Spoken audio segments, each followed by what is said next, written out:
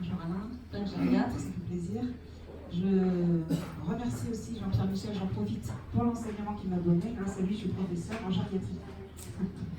Donc, moi, je voulais faire un propos et le centrer sur l'amélioration du parcours de soins et optimiser le parcours de soins des personnes âgées en ville, à l'hôpital, dans la ville et l'hôpital. Donc, j'ai 3 propositions pour optimiser ce parcours de soins. La première, c'est ouvrir de manière plus importante les EHPAD, c'est-à-dire déployer de manière majeure, ça c'est déjà fait, c'est déjà en cours, la télémédecine en EHPAD, mais surtout ouvrir les portes des EHPAD. On l'a vu tout à l'heure avec la pharmacie est présente dans tous les territoires, mais les EHPAD aussi, elles sont à côté souvent. Et quel que soit son lieu de vie, on aurait la possibilité en tant que citoyen âgé de pouvoir aller avoir un accès à un expert dans une pharmacie, mais aussi dans un EHPAD.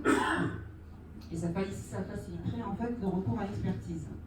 Pour ça, il faut des moyens humains, parce qu'en EHPAD, on sait que c'est quand même la grande difficulté, et il faut des moyens financiers et permettre en fait par un forfait structure de pouvoir avoir une facilitation à avoir accès à un outil correct en EHPAD.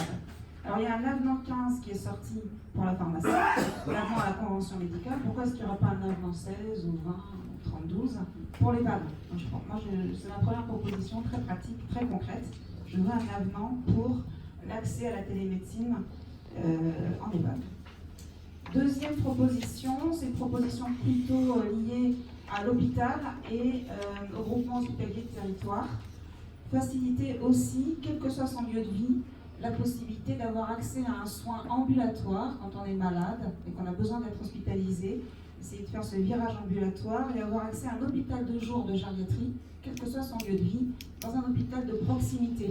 Il n'y en a pas partout, en fait, il y en a souvent dans les grands CH, mais il n'y en a pas dans les petits, et je pense que la télémédecine peut aider à organiser cette hospitalisation de jour par le télésoin, qui vient donc de sortir dans l'article 13 de la loi de santé, en mettant tous les professionnels de santé en lien, soit en présentiel, soit en télémédecine, avec un expert, qui pourrait être du centre pivot du GHT, par exemple, présent à distance, et permettre d'ouvrir un hôpital de jour dans une petite structure, un hôpital de proximité, par exemple. Ça, à mon avis, c'est fort aussi. Et le troisième point, c'est plutôt plus qu'une proposition, c'est un souhait. Je pense qu'il faut qu'on travaille tous ensemble, en ville et à l'hôpital, autour du patient, en intégrant de l'aide ménagère jusqu'au professeur en gériatrie, tout le monde, et le patient aussi. Et pour ça, il faut que d'abord on travaille la confiance entre nous, le respect aussi entre nous, et qu'on se connaisse. Et j'ai le souhait de pouvoir voir organiser demain des sortes de réunions de morbimortalité, des RMM, label qualité HAS, qui intégreraient autour du patient tous les professionnels de santé, tous les acteurs, même la famille, pourquoi pas, pour pouvoir identifier le plus tôt possible des déterminants de décompensation qui font arriver ces personnes âgées par la porte des urgences à l'hôpital. Ça, c'est dommage parce que je pense que tout au long des acteurs, en fait, tout le monde voit un petit peu ce qui va mal, mais on ne sait pas trop où déposer cette information. Et je pense que les nouveaux outils connectés pourraient permettre d'échanger plus facilement. Et si on arrive à se retrouver dans une salle, par exemple, on pourrait prendre le cas de chaque patient qui va faire 3 allers-retours dans l'année aux urgences. On se retrouve dans une salle, soit de manière virtuelle, soit en présentiel, avec tous les acteurs de santé.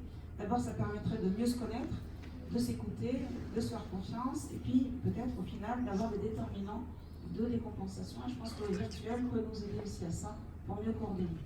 Voilà, merci.